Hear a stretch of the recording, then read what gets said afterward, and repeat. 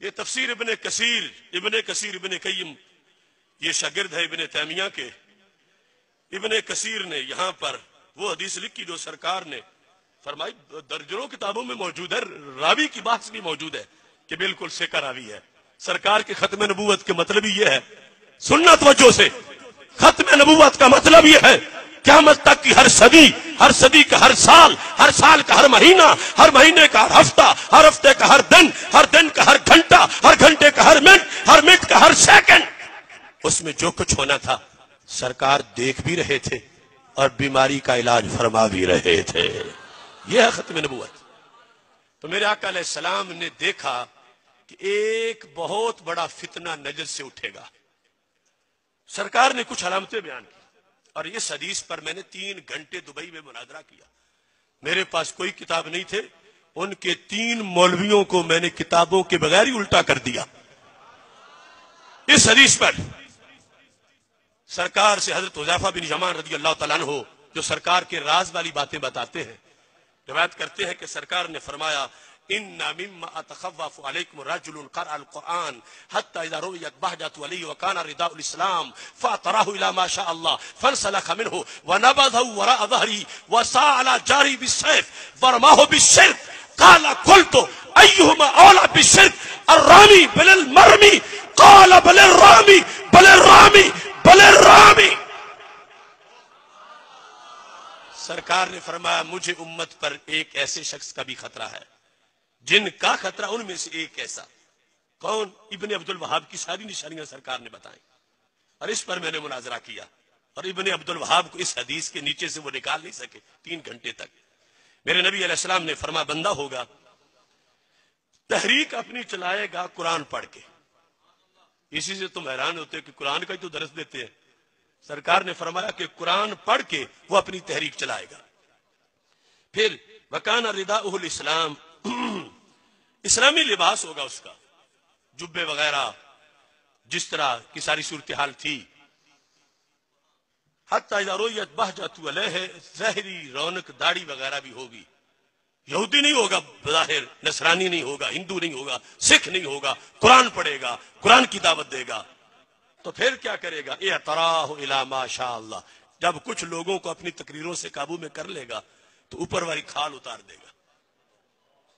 وہ بھیڑ والی کھال اتار کے بھیڑیا بن کے سامنے آ جائے گا. کیا کرے گا؟ غیب کی خبریں سنو. فانسلخ منہ ونبذہ وراء ظہرہ، قرآن پکڑ کے پیچھے پشت کے پھینک دے گا جسے پہلے سامنے رکھ کے درس دیتا تھا. پھر سرکار کا علم دیکھو، فرمایا وسعى على جارہ بالسیف ورماہ بالشرک. فرمایا امت پر شرک کا فتویٰ لگا کے امت میں ہی تلوار چلانا شروع کر دے گا. شرک کا فتویٰ، رماہ بالشرک، یعنی مسلمانوں کو جب قتل کرے گا تو کہے گا چونکہ مشرک تھے، ان کا خون بہانا واجب ہو چکا تھا، ان کی بیویاں چھیننا جائز ہو چکا تھا، ان کا مال لوٹنا لازم ہو چکا تھا. یہ فتویٰ لگا کے مسلمانوں کا خون بہتا جائے گا. تاریخ عرب میں، تاریخ اسلام میں جس شخص نے قتل و قتال تو کئی لوگوں نے کیا، مگر جس میں یہ ساری عمارتیں نشانیاں موجود ہوں، قرآن سے دعوت، مسلمانوں پر شرک کا فتویٰ، پھر مسلمانوں کے خلاف تلوار نکالنا، شرک کی بیس پہ قتل کرنا مسلمانوں کو، یہ سوائے ابن عبد الوہاب اور اس کے چیلوں کے اور کوئی نہیں.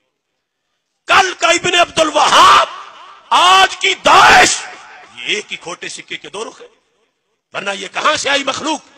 اب ابن عبد الوہاب نے مسلمانوں پر شرک کا فتویٰ لگایا. پہلا بندہ وہ قتل کیا دریا الریاض میں جو مسجد جمعہ کے دن مسجد پر کی مسلح پہ کھڑا جماعت کر رہا تھا. یہ وہابی طریقہ پہلا قتل تھا. 3 لاکھ مسلمان ان بھیڑیوں نے شہید کیے. 3 لاکھ، مکہ مکرمہ، مدینہ منورہ اور طائف کے 3 لاکھ مسلمان شہید کیے. جرم کیا تھا کہ یہ یا رسول اللہ کہتے ہیں، یہ شرک کرتے ہیں. سرکار نے پہلے بتایا تھا کہ امت پر شرک کا فتویٰ جعلی لگا کر ایک بندہ فتنہ برپا کرے گا، اور مرکز اسلام پہ اس نے قبضہ کیا اور وہاں کے ریال مظفر گڑھ تک پہنچ گئے. یہ دیکھو میں سند کے ساتھ حدیث پیش کر رہا ہوں، جو چاہے گا اس پر مناظرہ بھی کروں ابن عبد الوہاب تھا جس کی نشانیاں سرکار نے پہلے بتا دی تھی کہ وہ شرک کا فتویٰ لگائے گا تو لگائے ہم پہ، لیکن قربان جاؤں سرکار کے علم پر صحابہ نے بھی کوئی کسر نہیں چھوڑی، فیصلے کروا لیے۔ آج اگر ہمیں ثابت کرنا پڑتا کہ ان دو میں سے ہم ہیں تیر کھانے والے، وہ ہیں تیر مارنے والے، تو پھر سچا کون ہے اور جھوٹا کون ہے؟ تو بڑی محنت کرنی پڑتی۔ حضرت حذیفہ بن یمان نے سرکار سے ہی کروا لیا کہ میرے محبوب وہ زمانہ جب آ چکا ہوگا، امت پہ شرک کا فتویٰ لگ چکا ہوگا، لاکھوں مسلمان قتل ہو چکے ہوں گے، تو دو ٹولے ہوں گے، ایک ہوں گے شرک کا فتویٰ شرک کے تیر مارنے والے، اور دوسرے ہوں گے شرک کے تیر کھانے والے۔